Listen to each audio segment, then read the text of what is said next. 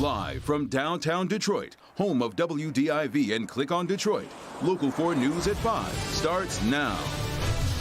Governor Whitmer extends Michigan's stay-at-home order to the end of the month, though there is some good news as one of the state's most important industries gets the clear to restart on Monday. Dr. McGeorge has an urgent alert about a rare and mysterious illness involving children. It's connected to COVID-19 and it's happening right here at home.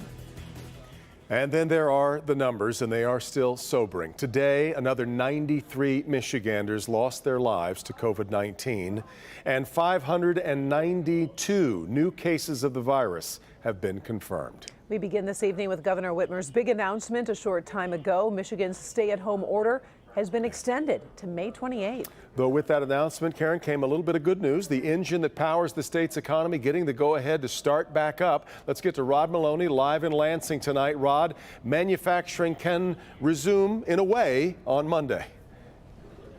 That's right, Devin, and it's the news a lot of people have been waiting to hear. We've got, say, tool and die concerns, auto suppliers. They will be starting up as of Monday, getting that week in before the big auto assembly plants get started. The governor also made a big distinction today. She said it's no longer stay safe, stay at home, stay safe. It's safer at home.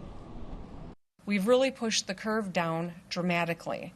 We've saved our health system, and we've ramped up our PPE and testing and tracing, which has enabled us to safely begin to phase in sectors of our economy. And so it begins. Auto suppliers next week. The domestic 3 assembly auto plants on the 18th. Auto production to begin in earnest, something many have wanted to see. Manufacturing is about 19% of our economy, and we've already got 4 to 5% that is already engaged as essential. And so this is a sizable part of our economy, but it is an incremental step. While the governor does have a regional reopening map, that's still in the background. She's serious about going slow. And so right now, she's using stages of the virus for her decision making. It's a 6-step process. The first 2, uncontrolled growth, persistent spread, we've passed, thankfully. She says that we are currently in the flattening phase. Ahead, and she says it could go either way when we get there, are improving, moving to containing, and then past pandemic, which comes when there's a vaccine.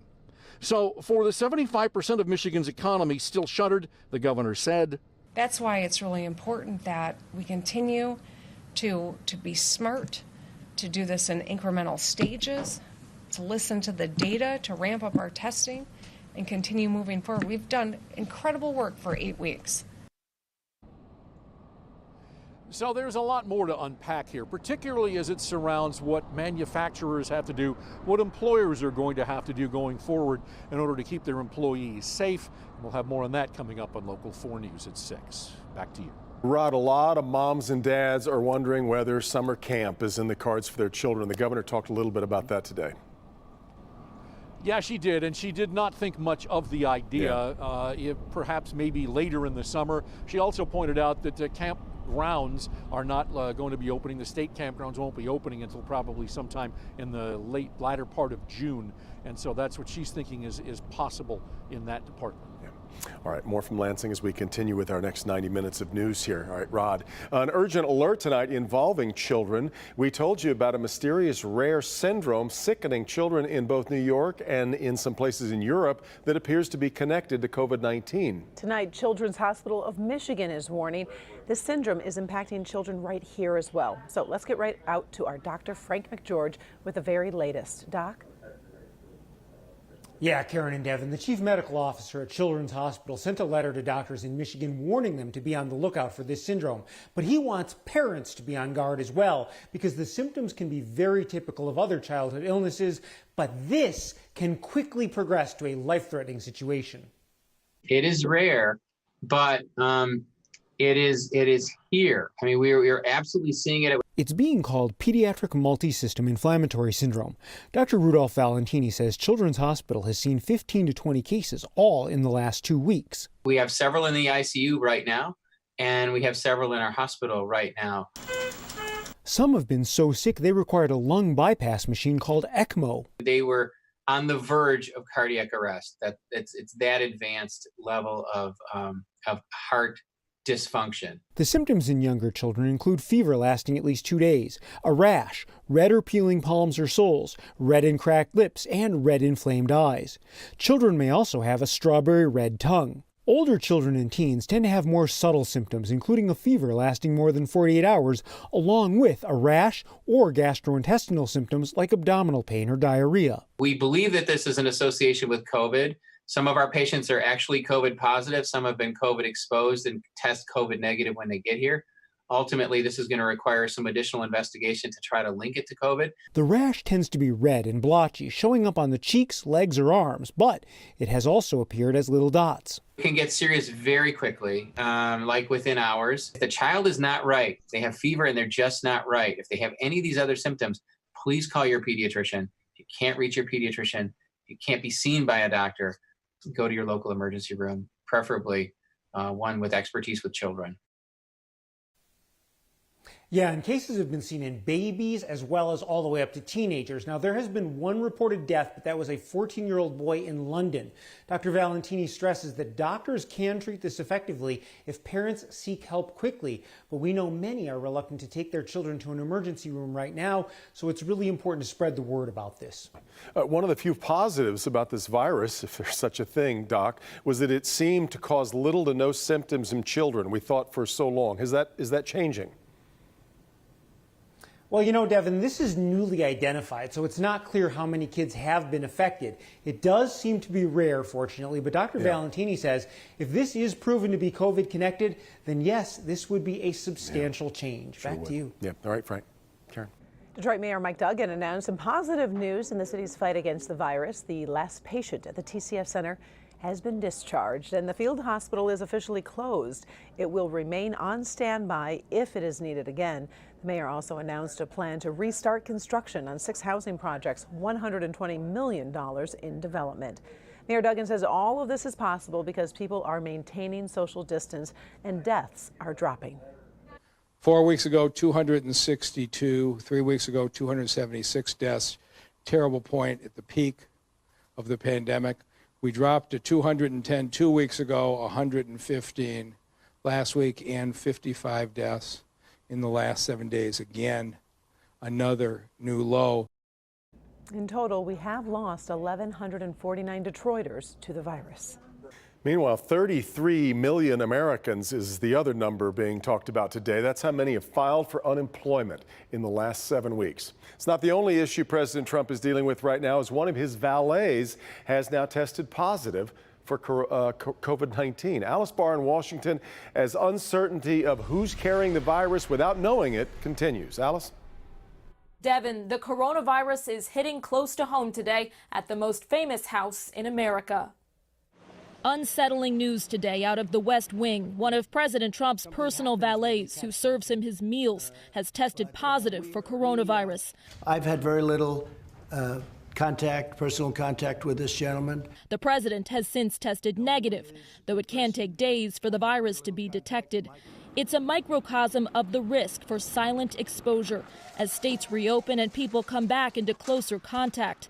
The governor of New York saying today we don't have to choose between the economy and public health. It's not one or the other, it's both. New data from the Kaiser Family Foundation shows U.S. infection rates skyrocketing compared to other countries. This as news breaks that the White House ordered a rewrite of proposed guidelines from the CDC for how to reopen businesses, schools, and mass transit, viewing them as too restrictive and broad. There was a CDC report that had much more comprehensive guidelines, and they buried it in the White House. President Trump feeling pressure to revive the economy as the latest unemployment numbers show more than 3.1 million Americans filed first-time jobless claims last week, bringing the 7-week total to more than 33 million. The official who oversaw the banking bailout in the 2008 recession says he does not believe we're headed for another Great Depression. I think we've learned from that, and you're seeing bold action by Congress to support American workers. The Federal Reserve is acting very aggressively. A new Washington Post Ipsos poll shows a striking optimism despite the onslaught of bad news. 77% of laid-off workers believe they will get their jobs back.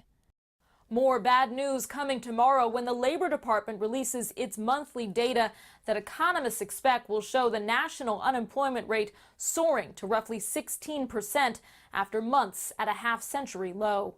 In Washington, Alice Barr, Local 4. All right, Alice. Meanwhile, good news for construction and trades workers. Today was the first day they were allowed back to work. But our Nick Monticelli visited a few job sites and found workers aren't flooding back because their work is now scheduled apart. And the builders say they're very concerned about the future. The switch has been flipped. Construction and trades workers are back on the job. But the owner of Michelangelo Construction says the job is not the same. At his sites, only 4 people are allowed inside at a time. But inside now we've made it mandatory, 4 per people in the house. Got to have a mask and gloves and sanitizer. We have wipes, we have stations in every single house, but only maximum 4 people. And with a limit on how many people are inside, that means production will be slower. Well, we've lost the 2 months for the shutdown. I got to believe we're going to be 4 to 5, 6 months longer delay on these homes now. The other lingering problem is uncertainty with both workers and buyers. Are they going to get it from their counterpart that they've been working for years side by side? They don't know what to do. And the customers, I have some customers, older customers, their money's in the stock market. They've lost half of their income. These are for sale townhouse condominiums. We're making sure that we only have one trade working on any home at any given time. So we can social distance. Jim Clark of Robertson Homes says the same thing. While workers are coming back, buyers are not. He believes they'll lose an entire quarter of business. What we don't know is when the buyers will come back. I'm concerned. These are people's largest investments, and for us, for the owners of these companies, this is our largest investment as well. We have to feed our families. So every night we all sit around, talk, and think, and we're all rolling the dice. We don't know what to expect. Another challenge is that local government offices are closed, so getting permits and inspections are difficult because everything's electronic. They say that's just another thing that is slowing the process down. In Washington Township, Nick Monticelli, Local 4. All right, thank you, Nick. Much more ahead here at 5. Let's get over to Andrew. And Karen and Devin, nice here. We had some sunshine. We still have 50s and 60s here in southern Michigan, but 30s just to our north for our neighbors in the UP. That colder air is on the way. More new weather forecast on the way, too. We were doing an interview with a small business owner at the exact moment Governor Whitmer extended the stay-at-home order, so we're getting instant reaction tonight, especially from salons. When can the employees go back to work there? When can they open? And when can you get your hair done? A pallet factory goes up in flames on the east side. Neighbours are livid, telling me not the first time this has happened and why this cell phone tower hampered the firefighting efforts. Coming up.